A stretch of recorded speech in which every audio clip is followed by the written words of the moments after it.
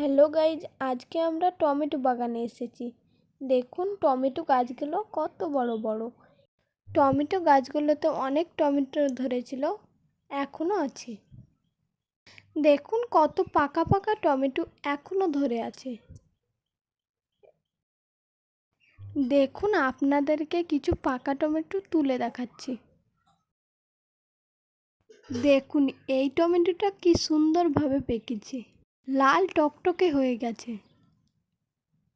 আমরা আমাদের বাড়ির পাশে কিছুটা জায়গায় এই টমেটো গাছগুলো লাগিয়েছি। কোনো রকম বীজ ছাড়াই এই টমেটো গাছগুলো হয়েছে। এই টমেটোগুলো খেতে অনেক টেস্টি। এই টমেটোগুলোর ভিতর একদম চিনি ধরার মতো। এই টমেটোগুলোর ভর্তা চাটনি অনেক ভালো লাগে। আমরা এখানে সবজি লাগিয়ে সারা শীত খেলাম। আপনারাও এভাবে গাছ লাগিয়ে বিষমুক্ত সবজি চাষ করে খেতে পারেন।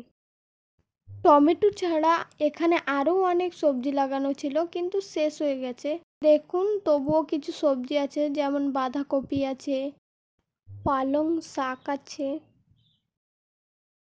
বেগুন গাছ আছে, কাঁচা লঙ্কা, পেঁপে গাছ। আপনারাও এইভাবে সবজি লাগিয়ে খেতে পারেন, দেখবেন অনেক ভালো লাগবে। ভিডিওটা আপনাদের কেমন লাগলো অবশ্যই জানাবেন।